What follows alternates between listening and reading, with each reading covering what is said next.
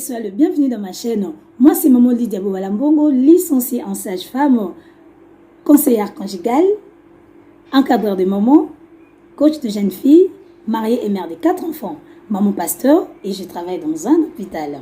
Lydia Sage-Femme TV, c'est votre chaîne d'éducation et de sage conseils. C'est-à-dire, on parlera des trucs très importants qui vous seront très utiles et bénéfiques dans la vie. Abonnez-vous et n'oubliez pas de m'encourager. C'est parti! Merci beaucoup. Aujourd'hui, on va parler de choses à éviter pour les toilettes intimes. L'autre fois, on avait le temps de parler. Comment faire le baise intime, on avait eu le temps de parler. Et aujourd'hui, on ne va pas parler de ça. Aujourd'hui, on va parler de choses à éviter pour les toilettes intimes. Il y a des choses à éviter quand on fait les toilettes intimes. Et c'est ça que nous allons avoir aujourd'hui. Et à la fin, je vais répondre à une personne qui m'avait écrite. Elle m'avait dit, maman, alors pour les filles vierges, comment les filles vierges peuvent se laver? Elle m'avait appelé pour me dire ça.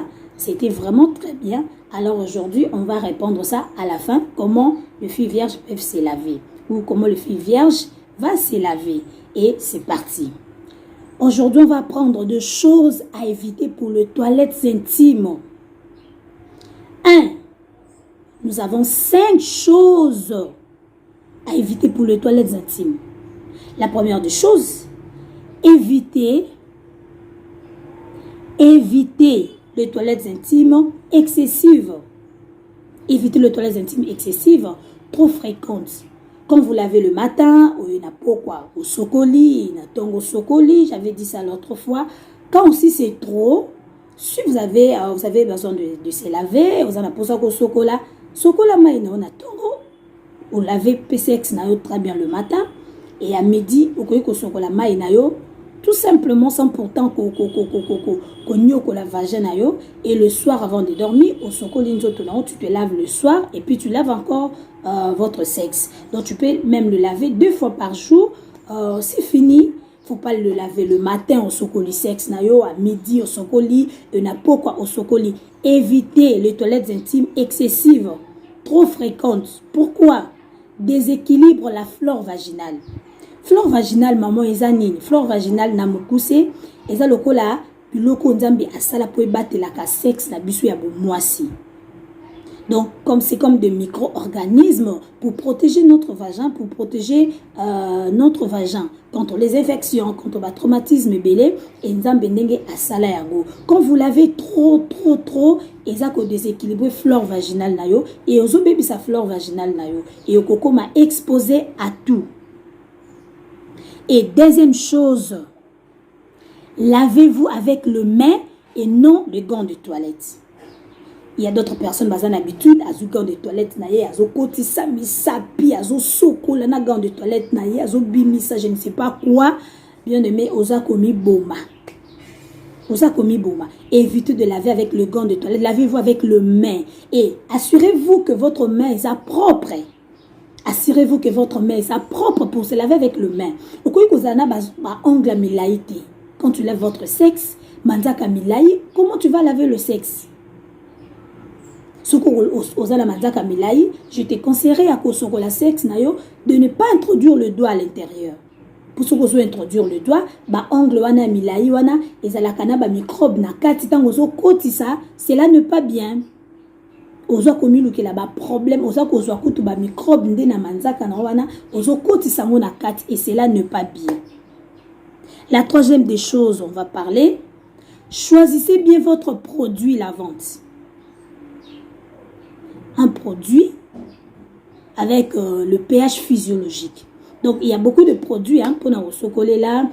D'autres personnes qui ont une infection, comme la produit, produit china katia mai, au diluer un peu na moi mai moké, aux sokola quand tu as l'infection. Mais d'autres personnes produit na bango la vente, produit na bango moko, il y a sokola kanango juste pour prévenir l'infection et tout. Azaka d'habitude au sokola toujours na produit na ewana à sokola kanango. Ce qui au sokola kanango chaque jour, ce n'est pas mauvais, mais choisissez bien votre produit.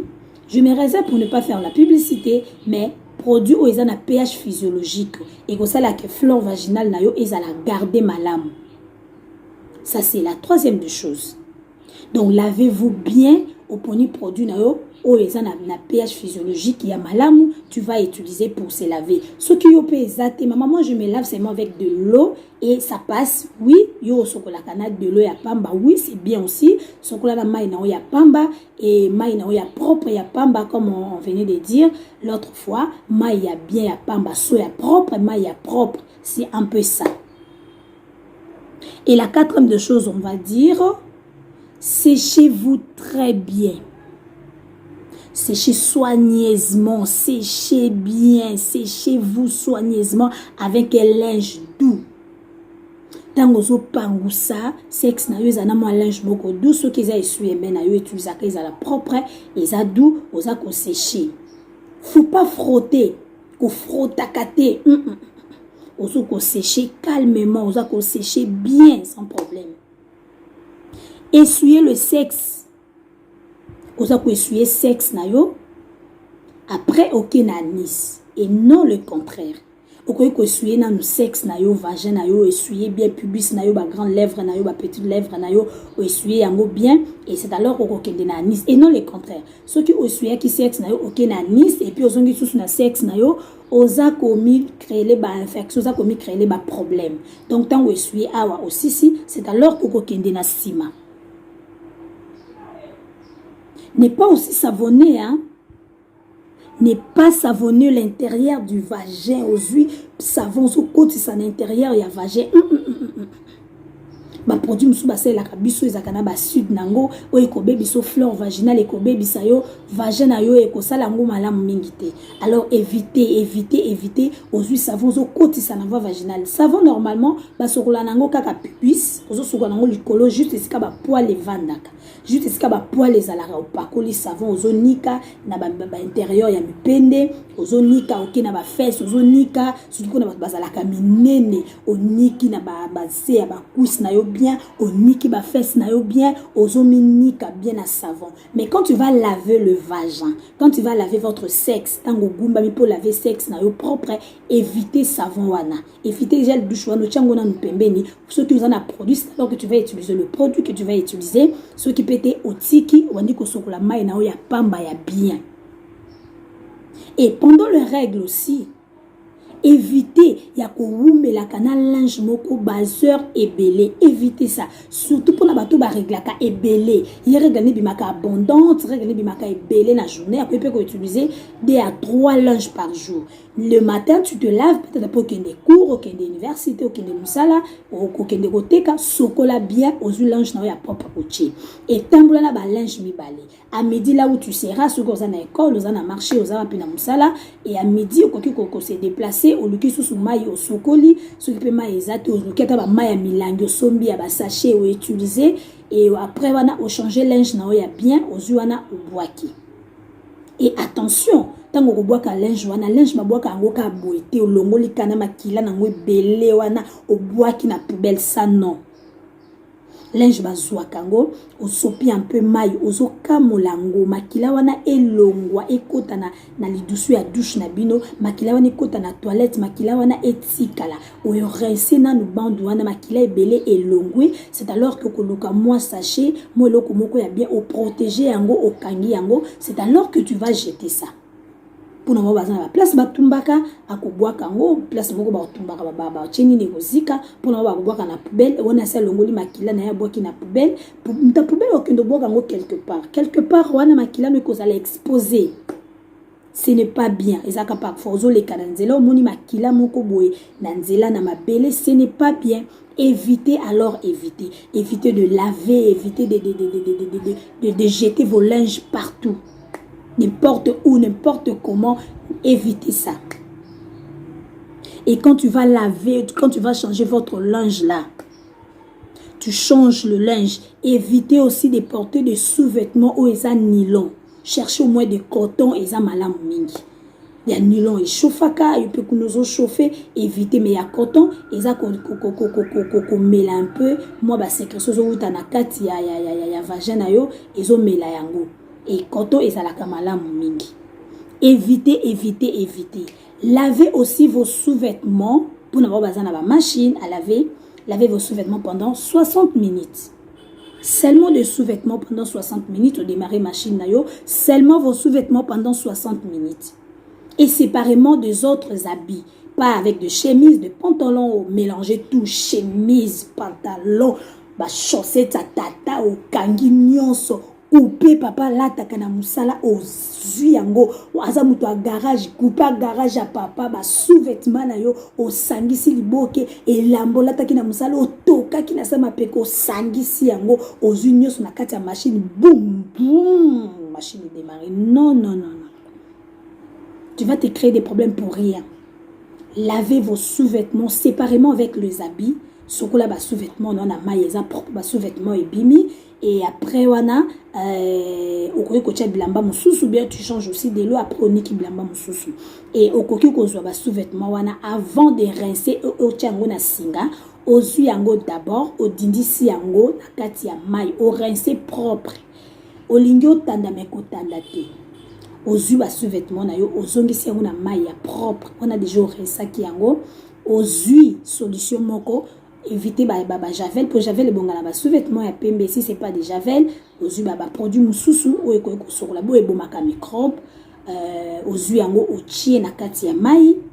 Je me réserve pour ne pas faire la publicité. Otie yango na kati ya mai. Il vend pendant 30 minutes. Ibomi microbe c'est alors kokozo kramoli otandi na singa. Moi isusu beti ba sous-vêtements wana et olongoli sous-vêtements oyeko repasser yango yaya ata microbe formé comment oya bino lié à famille et oluka yo et okokote. Oui pourquoi obomi olavé otie na kati ya mai o ezalaki na kisi bomi microbe aza teti na singa moi ebomi microbe mususu microbe etikalaki teti tango ko repasser obomi lisusu bien. Et là où tu vas garder tes sous-vêtements, ceux qui ont un panier, avoir aussi l'habitude de laver le panier là. Ça a l'habitude de recevoir la panier wana au place où bon bakaba sous-vêtements. Même après un mois, on n'y qui va panier na yo. Après un mois, on n'y qui va panier na yo. Maman, il faut avoir combien de sous-vêtements? Vraiment, tu as cause à combien de sous-vêtements? Je te conseillerais aux même na 12 sous-vêtements, 12. 4 ou utiliser kango kaka na moment ya règle. Et le 8 là où là ta kango na moment na yo ya ba règle té. Ba mélange kate. Sous-vêtements à règle, et encore là, tu as une règle, et encore là, tu as un normal. Non, ce n'est pas bien. Tu as un normal, là, tu as un sous-vêtement, tu as une règle, là, tu as un sous-vêtement, non, il ne faut pas mélanger les choses là. Et éviter les saletés. Tu as une saleté, tu as mélanger le tout. Maman, évitez saleté. Surtout na biloko etali ba sous-vêtements na yo tango eza trop sale au communiquer là bas problème pour rien. Évitez maman, évitez. Et pour na muto benga kinga le baki na vidéo ou te koleka maman comment le fille vierge ba koki ko sokola na répondre directement fille vierge yo kanga malamu. Une fille vierge a sokolaka a koti sakami sapinaete quel que soit le problème. Fille vierge ikolo ya nzoto na ya bomwasi ezaka na membrane mo babengaka humaine membrane les ezaka très fragile ekoki kutu kozala moto akolika makasi bo asalaka misala ko pangosa bandako humaine ekoki pe kolongwa do ezaka très fragile mais na benga ngo lokola bouchon likolo ya bouteille eza lokola bouchon o ekangaka bouteille alors humaine wana tango yo moko za ko sala bain intime na yo ozu musapi okotisi omi dévierger yo moko. Tango za ko sokola fille vierge sokola lokola une petite fille au bazo sokola ba grande lèvre sokola ba petite lèvre sokola pubis na yo sokola bien et c'est fini. Quand tu vas laver hein on doit sentir que quand je fais ça nazo sentir que na ba petite lèvre nanga nazo mona que ils en a salité. J'insiste tu no mona salité et longwe. Quand tu frottes comme ça mona ba salité zali jusqu'à ce que aussi là tu frottes le petite lèvre ba grande lèvre na yo et ozo sokolo zo bois kamai. L'autre maison ni kaboé, l'autre maison bois kamai, l'autre maison bois kamai jusqu'à ce que mona au commis propre aussi. Une fille vierge azwaka jamais musapinaye a commis ko introduire na kati ya vagin soit disant pour anika okoluka no ba problème pour rien. Une histoire vraie. Ba memelanga une jeune fille alobi maman je suis déçue toki na hôpital passer la combat consulting on m'a consulté et le médecin dit à ma maman que moi je suis pas vierge. Nganaza vierge te maman nazoe ba ke na yebi mobilité depuis que je suis née jusqu'à maintenant maman na yebi mobilité comment on a la dévierger docteur lui pourquoi tu mens Pour ne pas maman bino vérité. Dis à ta maman la vérité que tu n'es pas vierge. Alors tant que na kolela maman cette fois-ci là na okuma mo bulu. Ah ça la kindumba na ko parce que naza na vierge ndoto na bomba na bombela ngo nani. Na so kitu banzo solo là. Na kati ya sagesse nzamba pesa biso, na kati ya kosola na tuna ki question moko seulement simple. Avant tout que musika, okomona demo sika demo zati. Okomona bandoki sika bandoki bazati. Na tuna ki ka osokola ndeni. Elle singa maman quand je me lave, na sokola ka boye, na koti musapi ngabi une fille vierge. Koti musapo sokolo lukani oh, on nous avait conseillé comme ça, yaya attention. Lito va pesa ngo pas tout le monde dit. Pour yo ka conseil. Ce que qui conseille, comparer en haut. J'ai encore une maman, j'ai encore une jeune, j'ai encore un papa qui me conseille très bien. Donc, il faut la vérifier. Il faut la vérifier. Moi, malgré que je suis sage-femme, mais il y a des moments quand j'écoute, dans le domaine de sage-femme, dans le sage-femme, toujours vérifier. Est-ce que c'est vrai ce que je suis en train d'attendre? C'est un peu ça. Ami de vierge, yemoko. Pendant qu'il y a des vierges, il y a un problème de assis admis des vierges. Pourquoi? Parce que abanaki komi koti sa musapi wana demo azate. Donc problème na ezali asokola kami koti sa musapi. Malheureusement on appelle ça qui est toli, abandi ko sokola très bien et ayaki komi batela nzoto wala mokolo azwa mobali abali ba dévierger mobali na ye ba akuta mwasi na ye vierge. Donc nzamba azwa kita ya kozongisa nzela na ye na ba conseil ayokaki. Donc c'est un peu ça. Merci beaucoup, merci beaucoup. Je suis très contente Yako présenter Bino conseil Oyo Yako pesa Bino Matea Oyo. N'oubliez pas de vous abonner. N'oubliez pas de vous abonner. Pour m'encourager, pour me dire maman, c'est la lissoussou, encore. Abonnez-vous.